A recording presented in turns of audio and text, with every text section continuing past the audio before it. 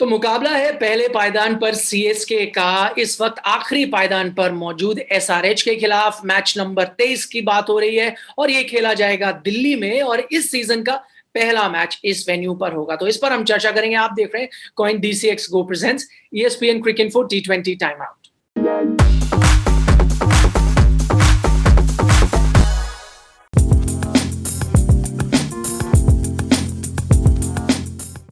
हमारे साथ कार्यक्रम में जुड़े हैं दीप दास गुप्ता। दीप, सबसे पहला सवाल ये खड़ा होता है कि भाई मनीष पांडे अगर फिट है तो 11 में आएंगे या नहीं, क्योंकि मुझे याद आता है पिछले मैच के बाद सीधा सीधा कप्तान डेविड वार्नर ने कह दिया था कि वो तो चाहते मनीष पांडे हो, लेकिन जो उनके सिलेक्टर्स हैं टीम के, उन्होंने विराट को खिलाया हुआ था।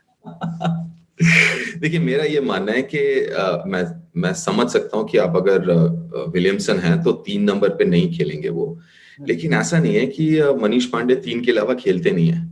मनीष, अगर आप देखें तो सनराइजर्स के लिए पिछले साल स्टार्ट ऑफ द सीजन वो 4-5 पे ही बैट कर रहे थे। इंडिया के लिए जब भी खेले हैं वो 5-6 पे ही बल्लेबाजी की है उन्होंने, 4-5-6 पे। तो ऐसा है कि वो उस हिसाब से काफी फ्लेक्सिबल है और रन भी बना रहे हैं। हम उनके आंकड़े देख रहे हैं इस वक्त, इस सीजन रन भी बना है। बिल्कुल ऐसा, मतलब हाँ, आप ये जरूर कह सकते हैं कि उनका स्ट्राइक रेट अच्छा नहीं था, लेकिन जो पहले 2 मैचेस खेले उसमें रन बनाए उन्होंने।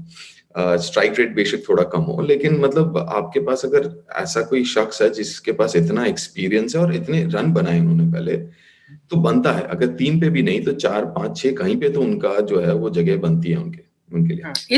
इस बीच चेन्नई के नजरिए से अगर हम देखें तो एंगीडी हैं, ब्रावो हैं और ताहिर है। अब चौथा विदेशी खिलाड़ी कौन होगा, ये हम अज्यूम कर रहे हैं कि मोइन अली फिट है, और अगर वो फिट है तो क्या वो सीधा आ जाते हैं?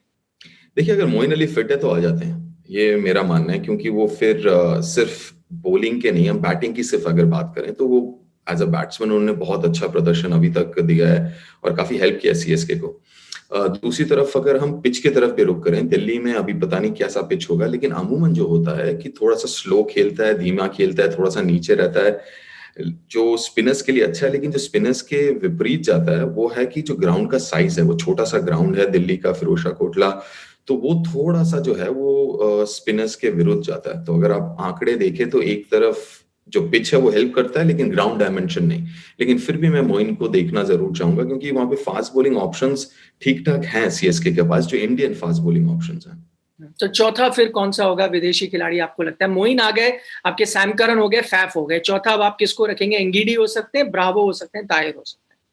देखिए, मुझे लगता है एंगीडी और ताहिर में से कोई एक, डिपेंड करता है कि पिच की क्या हालत है। अगर पिच पे आपके पास स्पिन ज्यादा है तो इमरान ताहिर, जो कि अच्छे ले में दिखे पिछले मैच में, हालांकि हालात बहुत ही अलग थे।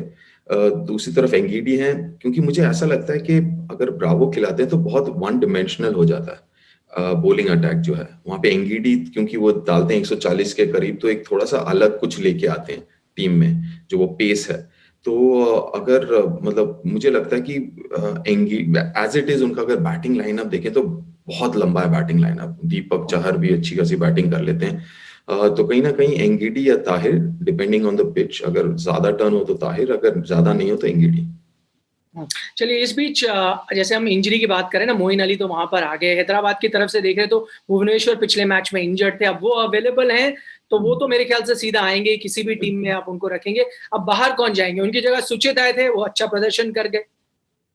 देखिए, सुचित एक ऐसे खिलाड़ी हैं जो मतलब मैं तो उनको काफी काफी दिन से हाईली रेट करता हूँ। पिछले साल भी वो पंजाब के साथ थे, पता नहीं क्यों नहीं एक भी मैच खेला उन्होंने। लेकिन आप अभिषेक की जगह वही रोल आप सुचित से करवा सकते हैं।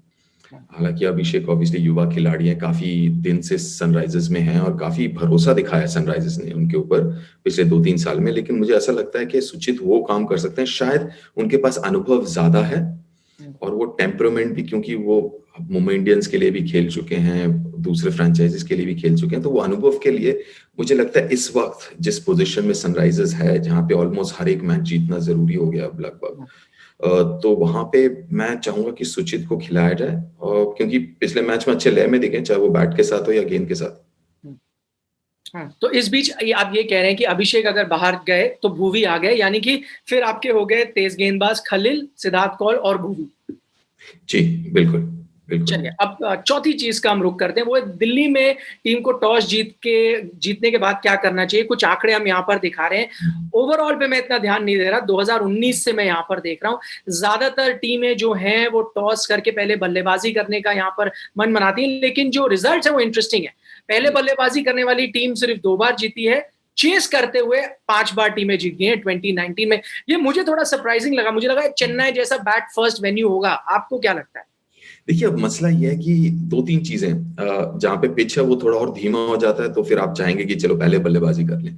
लेकिन दोपहर में एज़ इन सेकंड बैटिंग में क्या हो जाता है कि आपका ड्यू भी गिरता है, तो कभी किसी दिन ज़्यादा गिरता है, कभी कम गिरता है, ड्यू के ऊपर तो कंट्रोल है नहीं।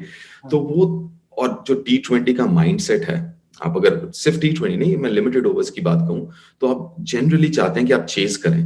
तो वो पहले से थोड़ा-सा मन बना हुआ होता है कि चेज़ करते हैं। फिर उसके बाद जो दूसरी चीज़ें होती हैं, वो आपको थोड़ा-सा और कहती हैं कि नहीं भैया पहले बैटिंग कर लो। तो फर्स्ट रिएक्शन जो होता है कि आप चेज़ करें, उसके बाद हालात देखें, पिच देखें, फिर थोड़ा-सा आपका अलग थोड़ा मन बनता है। लेकिन पहला रिएक्शन होता है कि भैया अगर अगर लिमिटेड ओवर्स हैं, तो चेज़ करते हैं। तो इसलिए शायद थोड़ा-सा वो ट्रिकी हो जाता है दिल्ली में, क्योंकि पिच अलग है, फिर हालात हालात थोड़े-से अलग हैं। चलिए, जब एक बार एक मैच हो जाएगा शायद उसके बाद थोड़ी तस्वीर साफ होगी और फिर आगे क्या होगा इस पे अंदाज़ा लगाना शायद हमारे लिए भी थोड़ा आसान हो जाए। दीप, बहुत-बहुत शुक्रिया हमारे साथ चर्चा करने के लिए। तो आप देख रहे थे कॉइन डीसीएक्स को presents ESPN quick info T20 time out.